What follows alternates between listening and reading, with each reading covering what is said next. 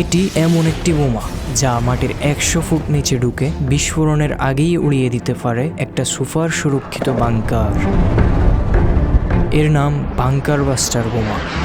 এটা কোনো সাধারণ বোমা নয়, এটা বানানো হয়েছে এমন লক্ষ্যবস্তু ধ্বংস করার জন্য যেগুলো থাকে মাটির অনেক নিচে,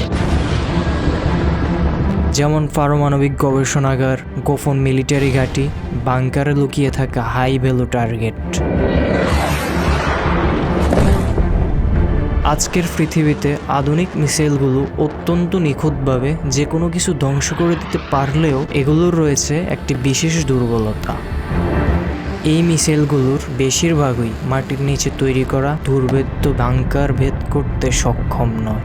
এজন্যই আমেরিকা এবং রাশিয়ার মতো দেশগুলো গত শতাব্দীতেই তৈরি করেছে বাংকার বাস্টার বোমা। সাধারণ বোমা তো মাটিতে ফুঁড়েই বিস্ফোরণ ঘটায়, কিন্তু বাংকার বোমা না, এটা আগে মাটি বা কংক্রিট ভেদ করে অনেক গভীরে ঢুকে যায়, তারপর নির্দিষ্ট সময় পর বিস্ফোরণ ঘটায়। এই প্রযুক্তির নাম ডিলেই ফিউজ সিস্টেম। এর মাধ্যমে মাটির নিচে থাকা যে কোনো নিরাপদ জায়গাও হয়ে যায় মারাত্মক ঝুঁকির মুখে।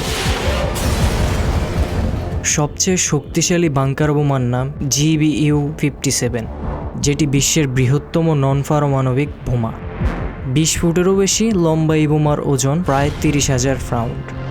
গ্লোবাল পজিশনিং সিস্টেম বা GPS নিয়ন্ত্রিত এই বোমা 200 ফুট মাটি ভেদ করে যাওয়ার পর বিস্ফোরিত হয়। ধারণা করা হয় যে ইরান বা উত্তর কোরিয়ার মাটির নিচের পারমাণবিক স্থাপনাগুলোতে আঘাত হানতে সক্ষম এই বোমা।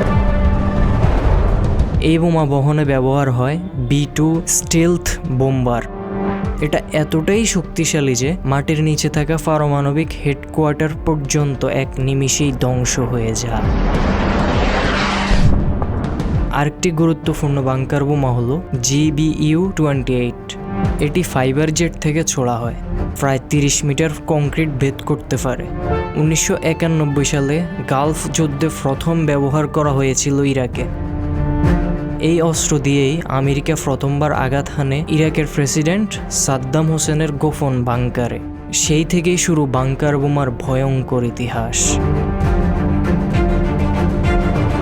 আমেরিকা, ইসরায়েল, চীন, রাশিয়া সবাই এই ভয়ঙ্কর বোমা নিজেদের অস্ত্র ভাণ্ডারে রাখছে, কারণ আধুনিক যুদ্ধ এখন শুধু উপরিভাগের যুদ্ধ নয়, বড় লড়াই হয় ভূগর্ভে লুকানো শত্রুর সঙ্গে। 2023 সালে ইসরায়েল ঘোষণা দেয়, যদি ইরানের পারমাণবিক স্থাপনায় হামলা করতে হয় তাহলে বাংকার বোমা ব্যবহার হবে, কারণ সেই গবেষণাগারগুলো নির্মাণ করা হয়েছে মাটির অনেক গভীরে। একটি বাংকার বোমার আঘাত মানে শুধু একটা ভবন ধ্বংস নয়, বরং শত্রুর আত্মবিশ্বাসেও বিস্ফোরণ।